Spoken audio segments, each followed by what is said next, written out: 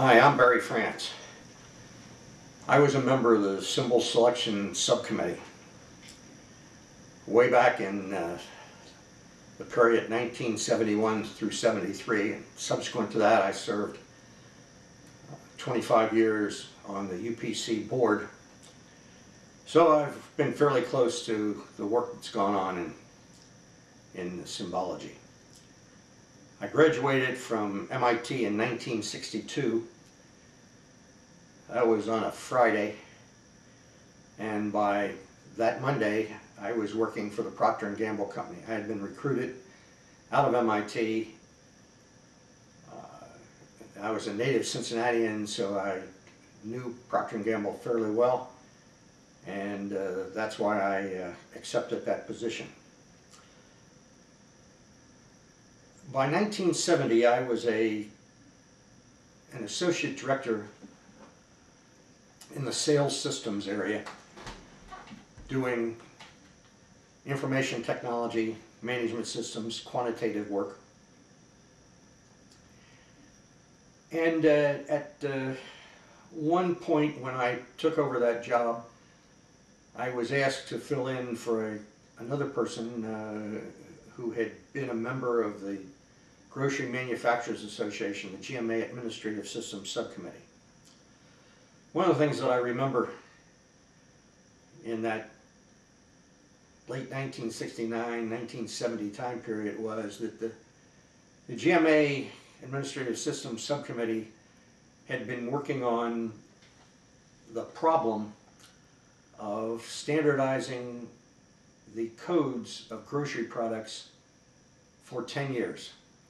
They had made little or no progress during those 10 years, and frankly, I think they were more concerned about what nice resort their next meeting would be in as opposed to solving the problem. In any event, they weren't empowered enough to solve the problem because this was something that was going to have to be done at a fairly high level.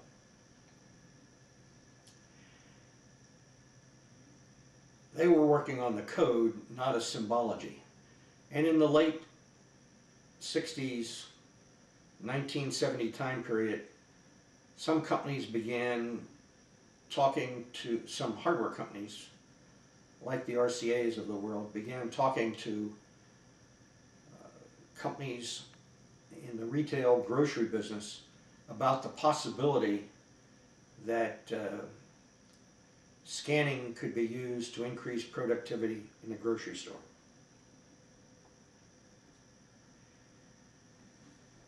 In 1970, an ad hoc committee of some very forward-looking top executives in the grocery industry began looking at how they might tackle the issue of scanning in grocery stores. It was an interesting problem to tackle because, as I mentioned before, there was no common code. Some used alphanumerics, some used mixed numerics, alphanumerics, some used numerics, and they were of different lengths. So there was no standardization with the code, and that meant that a symbology would have to be specific to individual grocery chains or stores. And that would have been an impossible problem for the grocery manufacturers to tackle. They would have had to have inventory that was different because the encodation and the symbologies would be different for each different chain or combination of chains. This ad hoc committee recognized that as a knockout problem. And late in 1970 agreed to pick the McKinsey & Company to solve this problem.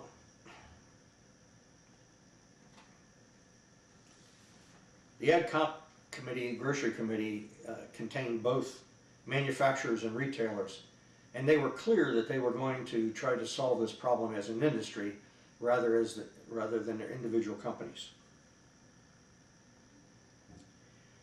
They created two subcommittees. One was the Symbol Selection Committee, or it's sometimes referred to as the Symbol Selection Subcommittee, which was to look at the possibility of scanning symbologies in grocery stores and what that would do economically. And the second was a committee on code management. That committee was able to wind up code management responsibilities fairly quickly.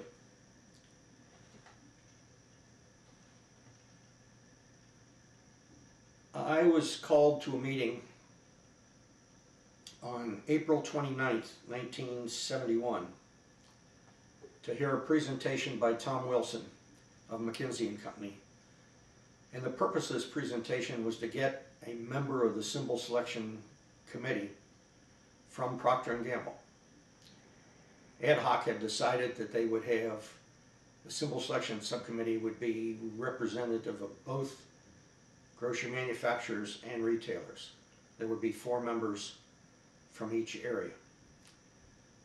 Tom Wilson was well known around Procter & Gamble because he had been a Procter & Gamble employee in advertising. As a matter of fact, at one point in time, there was a dishwashing detergent by the name of Thrill, and Tom had been the brand manager for Thrill. He had gone on to join McKinsey and was a principal of McKinsey at that point in time. This meeting was attended by about 6 high-level, mainly P&G vice presidents, and myself and one other person who was involved in some of the what we called field offices division, which was filling orders from retailers from our plants and from our warehouses. As I said before, this meeting was on April 29th, and it started out being almost funny. Tom arrived at that point in time. Presentations were all made with overhead slides. He arrived with his little rectangular suitcase of overhead slides. There was an overhead projector in the executive floor, the 11th floor of the Procter & Gamble building in downtown Cincinnati. All those vice presidents were there. And Tom arrived, the overhead projector was there. The room had one wall covered with dark green drapes, and the other 3 walls were nicely paneled in dark walnut. Tom started to make his presentation and realized there was no screen in the room. There were some quick phone calls, and we realized that a screen hadn't been requested, and what was even worse, one wasn't available. So our one vice president said, his name was Jim Mule, and he was in charge of manufacturing and distribution, "We spent a lot of money on that walnut, go ahead and project on it." With modest Tom Wilson protests, the presentation to Procter & Gamble was made on a dark walnut wall. It came through, you could read it. The request to have a representative on the committee was filled very shortly with me, and I became a member of the Symbol Selection Subcommittee from the very beginning. Our first meeting was at McKinsey in New York on June the 1st, 1971. The members who were there included, and I'll have to read these, Al Haberman, who represented First National Store. He was, I believe, an executive vice president. John Hayes from Heinz, who was a staff member for Bert Gookin, who was on the ad hoc committee. Bob Head from Winn-Dixie. Norm Van Ness from General Foods. Eric Walbaum from Greenbelt Consumer Services. Creighton Pete, who was, I believe, in the financial area in Safeway. Myself from Procter & Gamble. Non-members of the committee who were there included Steve Brown, who was at the law firm of Kirkland Ellis, and who had been a long-time staff member for the GMA. And Steve then became a member of the committee. Well, he wasn't a member of the committee, but a support council for the committee for the entire length of the work that was done, and for a long time afterwards being legal counsel to the board. Two McKinsey representatives were there, Tom Wilson, the principal, and Larry Russell, who basically managed the technical part of the project.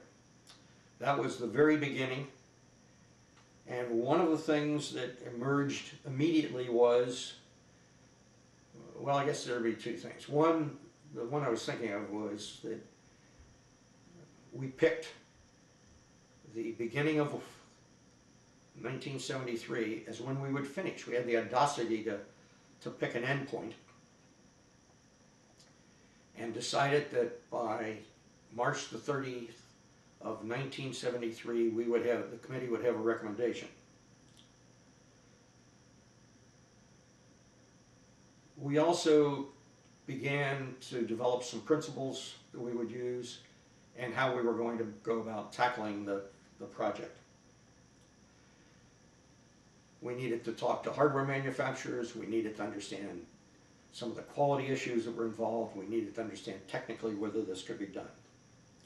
This meeting was followed up almost immediately by a meeting with Jewel in Chicago, and I believe that was on June the 7th of that year.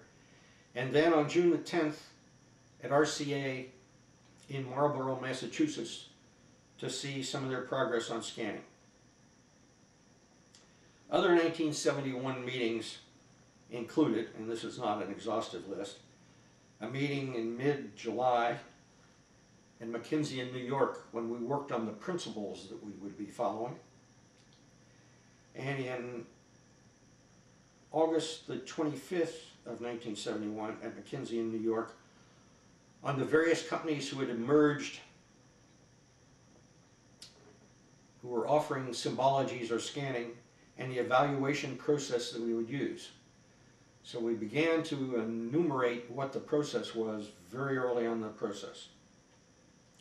This was followed by our first meeting with NCR, which was October the 5th of 1971 in Dayton, Ohio.